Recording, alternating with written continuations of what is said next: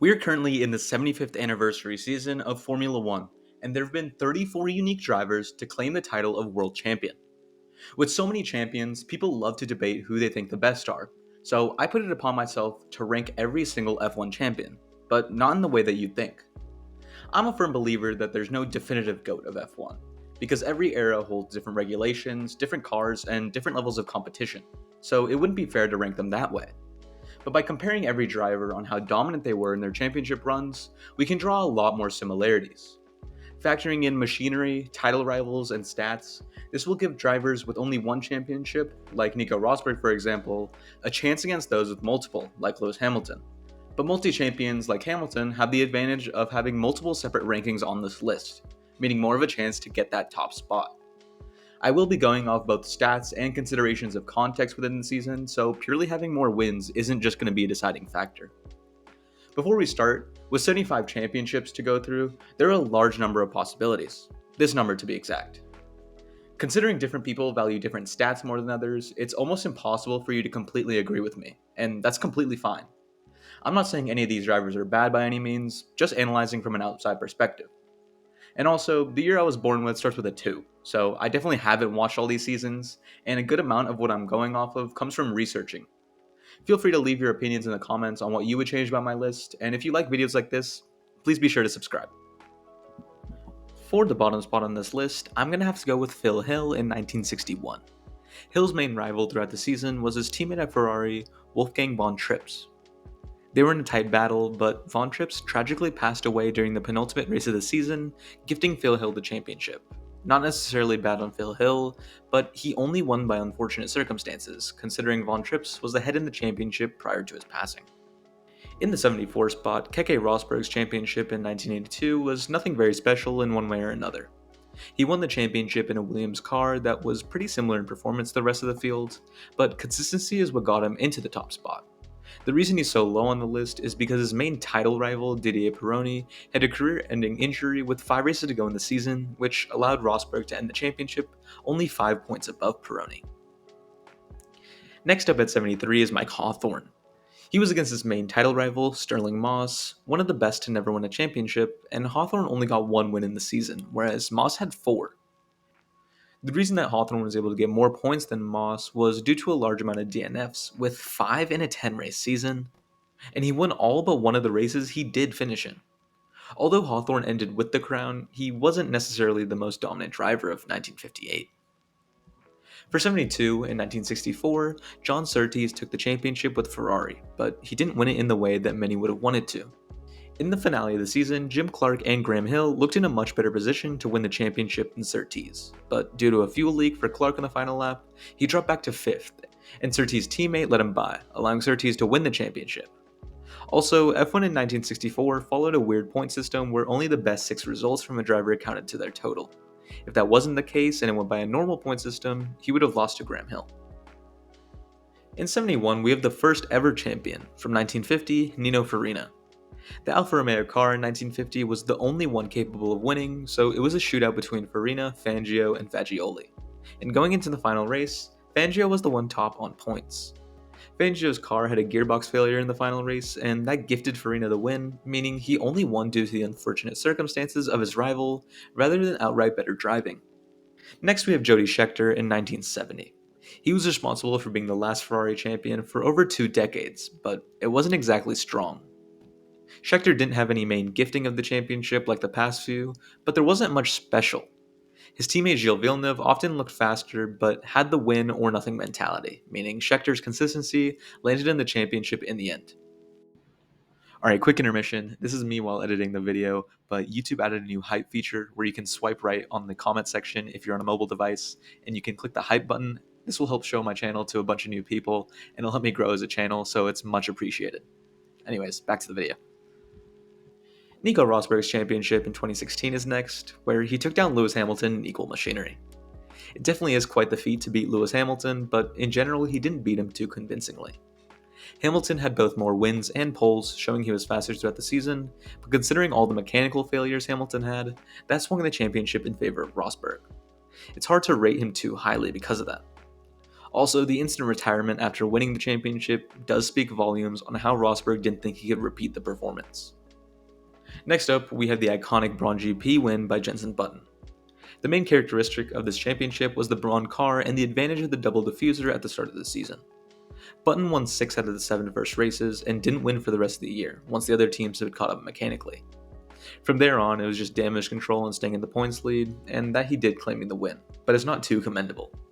Next comes Kimi Räikkönen's win in 2007, where the implosion of McLarens were the real reason he won. With the Spygate allegations going on and the Alonso-Hamilton rivalry blooming, the championship just kind of fell into Räikkönen's lap. His consistency to get that top spot was commendable, but at the end of the day, there is just much better. I will say I don't think this is Räikkönen's best season in F1, but it's just the one that he happened to win the championship in.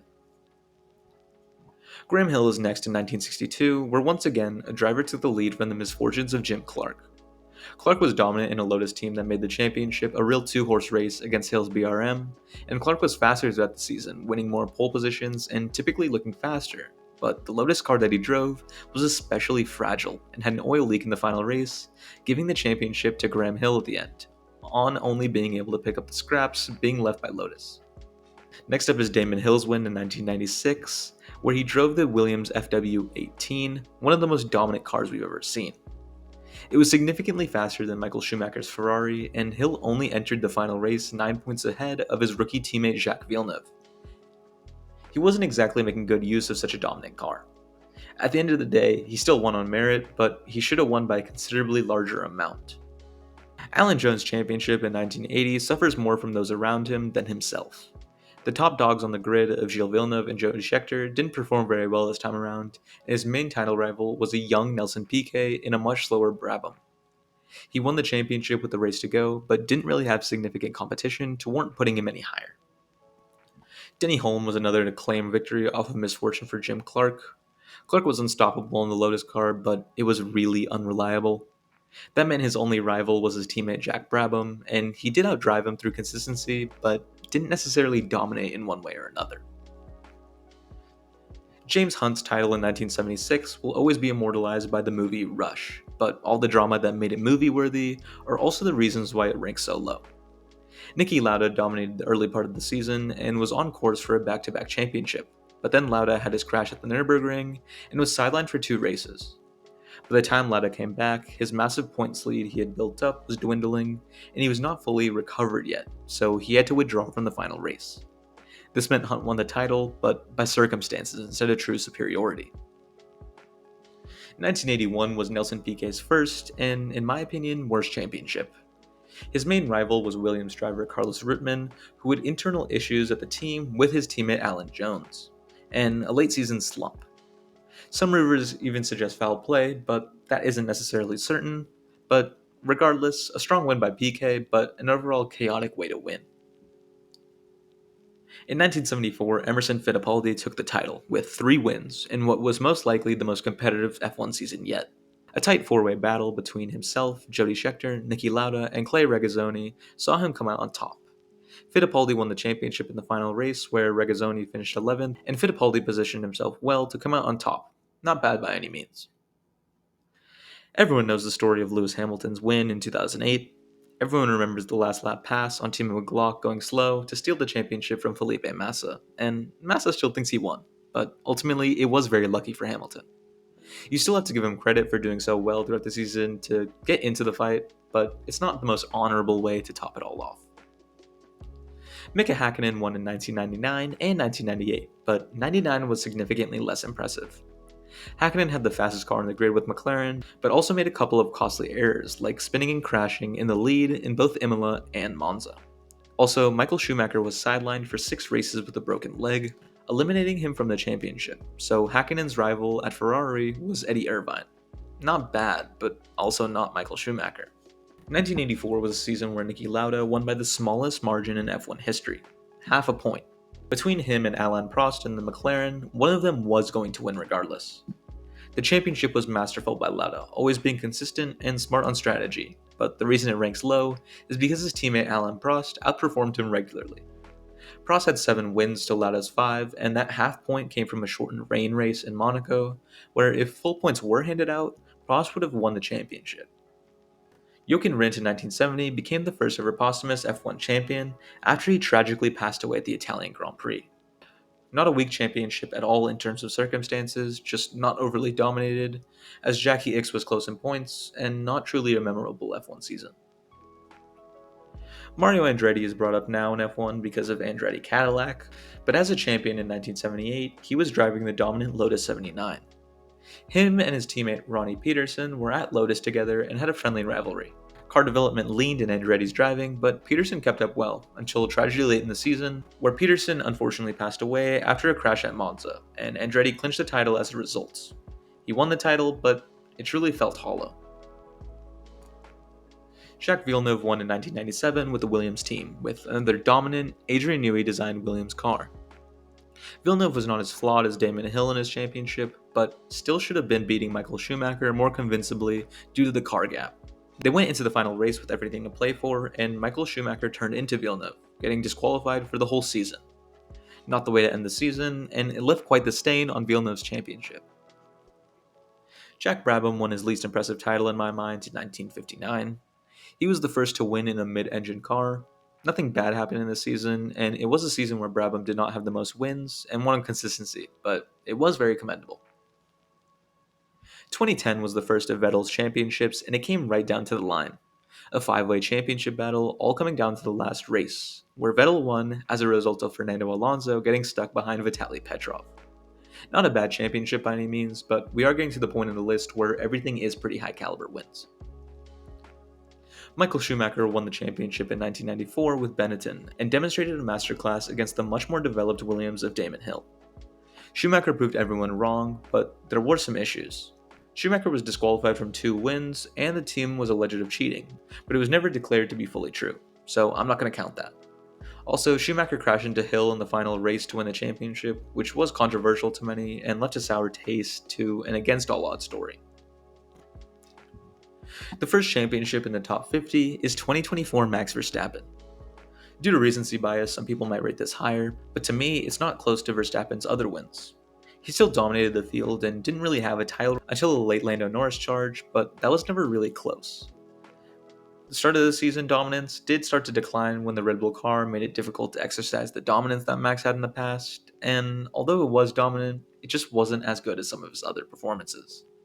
In 1966, Jack Brabham won his final championship at the age of 40, and that was largely due to him and his Brabham team producing a much more reliable engine than the rest of the field.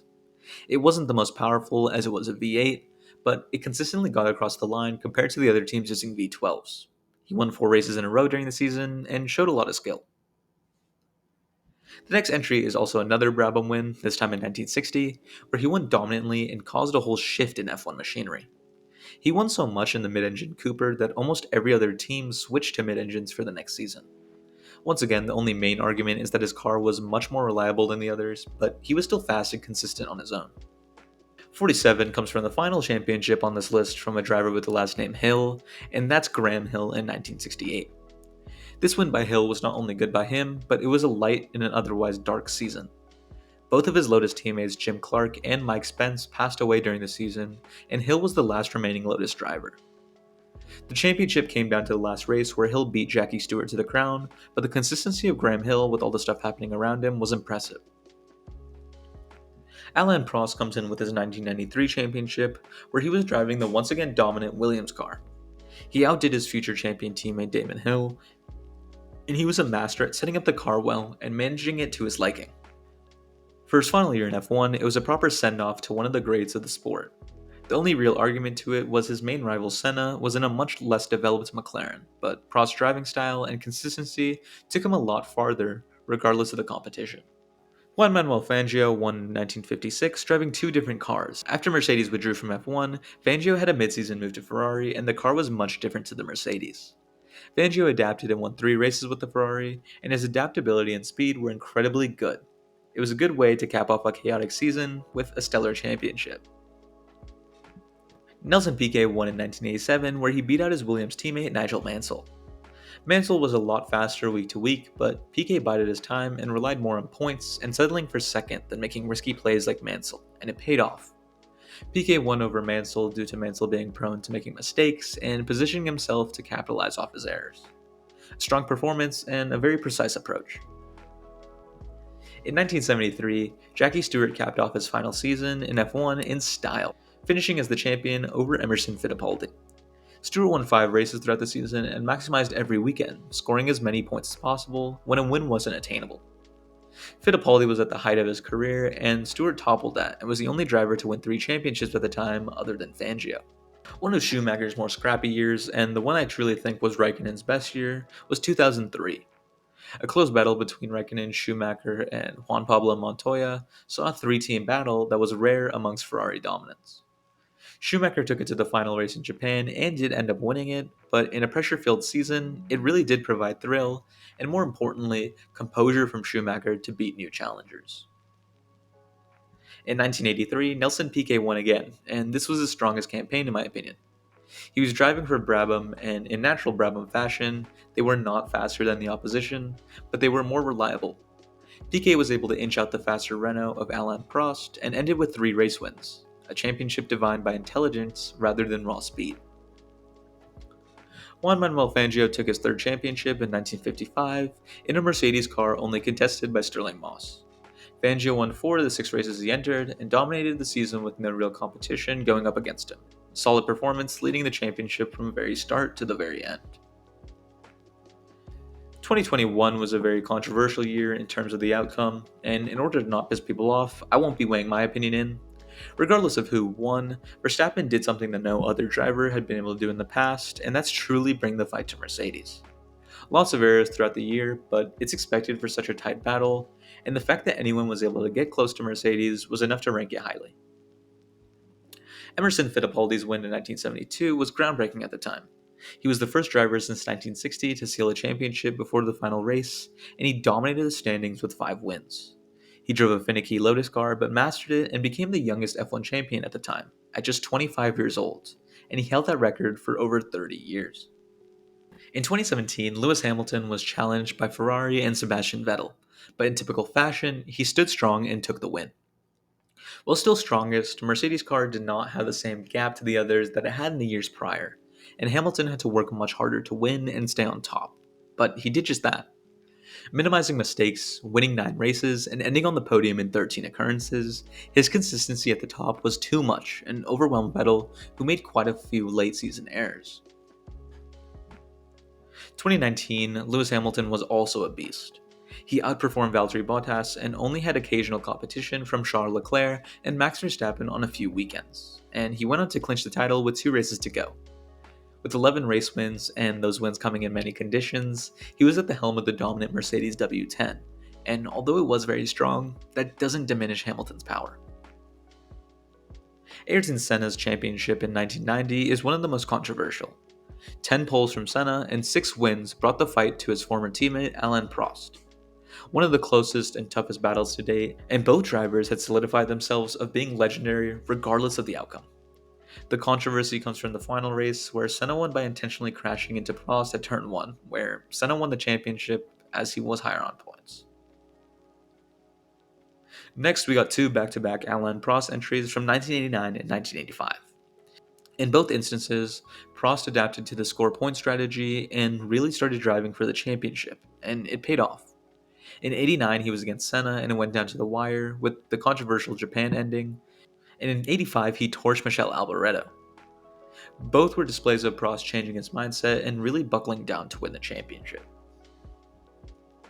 2001 was one of the most dominant seasons we've seen in Formula 1 from both Ferrari and Michael Schumacher.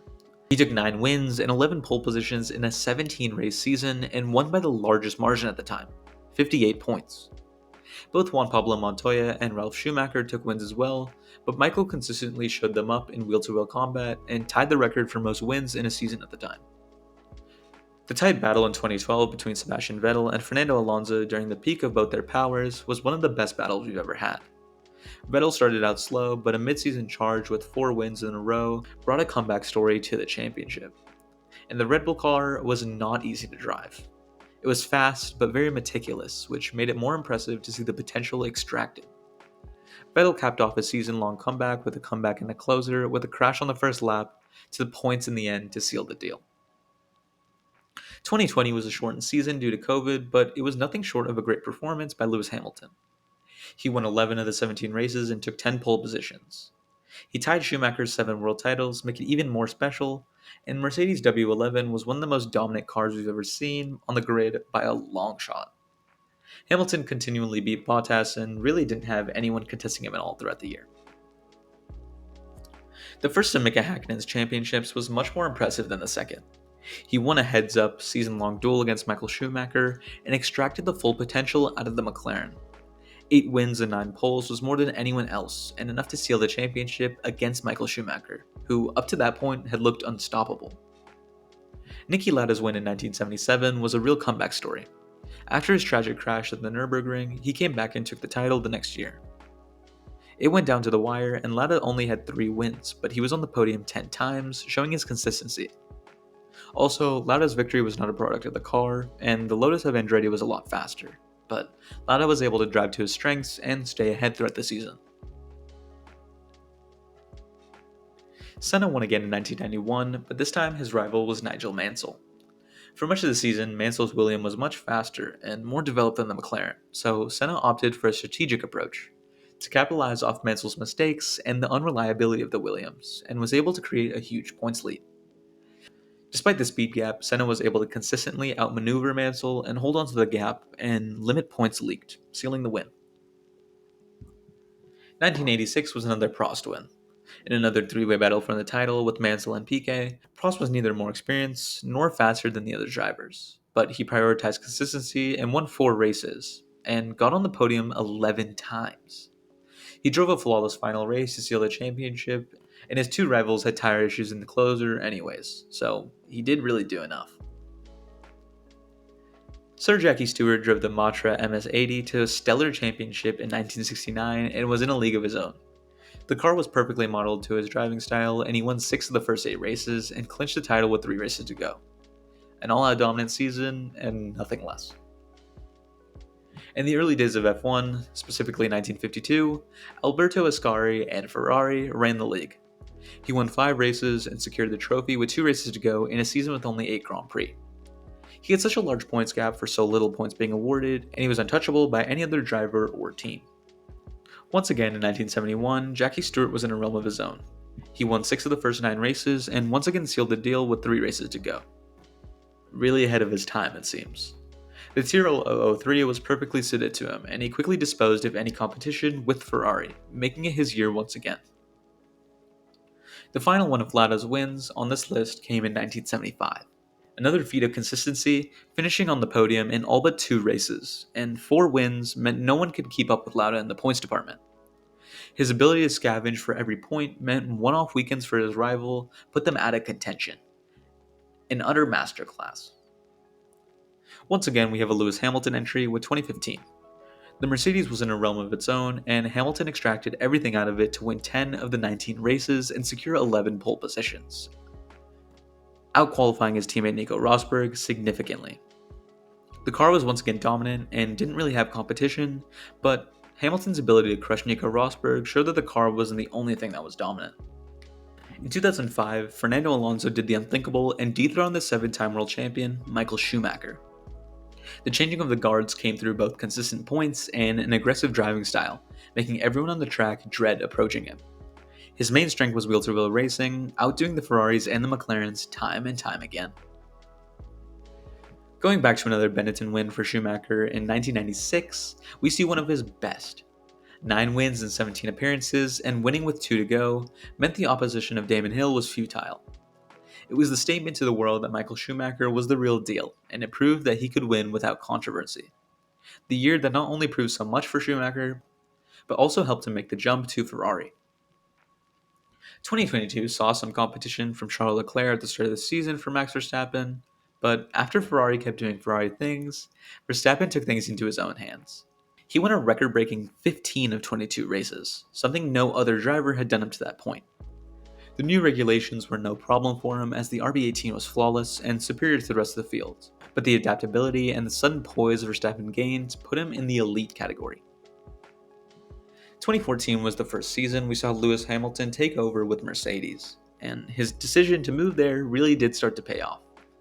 He won 11 of the 19 races and consistently outperformed Nico Rosberg to secure the championship in the final race. He even overcame missteps that the team had with strategy, like in Abu Dhabi, showing the focus and composure that only a top driver has. Fernando Alonso went back to back for 2006 and beat Michael Schumacher again, sending him into his first retirement.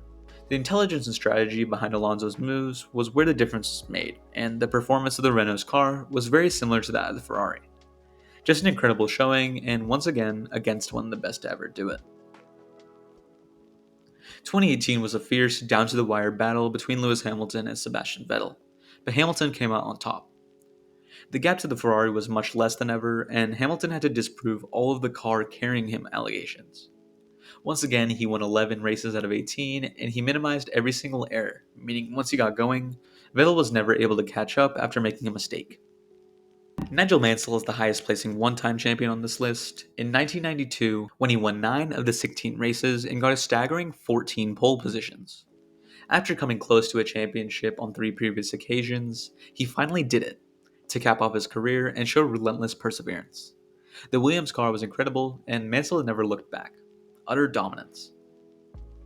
2000 was Michael Schumacher's first title with Ferrari, and the first title taken back to Maranello in 21 years. Schumacher had the pressure of the world on his back and took the fight to back-to-back champion Häkkinen. Schumacher had struggles with 3 retirements in the middle of the season, but in typical Schumi fashion, he won 4 in a row and took the dub.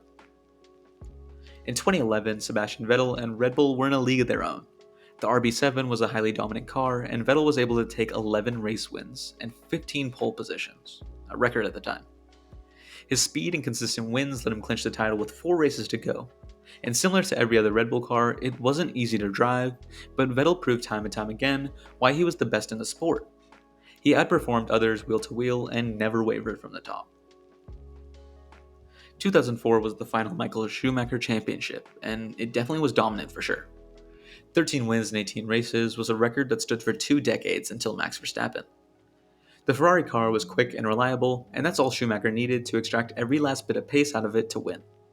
He fought off a resurgent Williams team and his teammate Rubens Barrichello to win one of his most complete seasons. Now into the top 10, we have Juan Manuel Fangio in 1957. His drive at the Nürburgring is one of the greatest of all time, and after going near a minute down from a botched pit stop, Fangio broke the lap record multiple times in the same race and passed the 2 cars ahead of him on the final lap. His Maserati was not the fastest on the grid, but it was enough for a driver of his caliber. When you just think we would move on from Fangio, I'm not finished, because 1954 was even better. Fangio started off the season at Maserati, winning 2 of the first 3 races, and then moved to Mercedes and won 4 more races. The absolute skill it takes to do that in 2 different cars is just crazy. You can't even say it was the car that helped him because there were 2 different ones. All out incredible performance and definitely different from the rest. Coming in both 7 and 8, we have the 2 championship wins from Jim Clark. Clark's misfortunes were the reason for so many other champions getting to be champions, but his titles were very impressive. 1963 had a 70% win rate, and he secured the title with 3 races to go in a 10-race season. In 1965, he did the same, winning with 3 to go, and even won the Indy 500 in the same year. 1952 was only the 3rd season of F1, but it had the 6th best champion. In an 8-race season, Ascari entered only the first 6 and won all of them. He took pole, fastest lap, and the win at all of those races and won the title from those races alone. This season alone made people believe Ascari was the most gifted driver at the time, more than Fangio, and for good reason. But although Ascari had that season, Fangio kept his spot above with his performance in 1951. The 2 went head-to-head, and it came down to the final race, with both of them getting their first championship on the line, and Fangio went clear and dominated the race to win his first of 5 championships and cement himself as a top driver in the sport. 2013 Sebastian Vettel was a completely different beast to anything we've seen before. 13 wins in 19 races, and he capped it off with a 9-race win streak. The car was dominant, and Vettel drove it well enough to hold off Lewis Hamilton and Mercedes and win every wheel-to-wheel battle presented to him. The sheer dominance this man had was crazy. Only 1 DNF and finished off the podium only twice, both in P4. Crazy stuff. Ayrton Senna's best season came in 1988 and was the peak of the Senna-Prost rivalry. The clash between a calm and calculated driver and a fiery, aggressive driver was incredible. Both drove the McLaren MP4/4 and won 15 of the 16 races between the two of them, but by the slimmest of margins, Senna took the title. 8 wins to Prost's 7. This was the tightest battle between rivals we had ever seen, and Senna taking it meant all the world. Number 2 on this list has to go to 2002 Michael Schumacher. His best season in Ferrari and 11 wins led him to winning the championship with 6 races to go. No one was remotely close to being on his level. The only thing scarring the season history-wise was Barrichello team order stuff in Austria, but Schumacher eventually paid it back, and his dominance being overly apparent anyways, that doesn't matter too much. As you could have guessed by now, the top spot goes to 2023 Max Verstappen. The Red Bull car was in another realm and it was built for Verstappen, but no matter what you say, I can't see any other driver being able to convert in the way that he did. 19 wins in 22 races is absolutely absurd, and the only race he didn't finish on the podium was Singapore. A level of finesse to have that much poise to have 0 DNFs and win that much is the true mark of a champion, making it the strongest championship push in F1 history.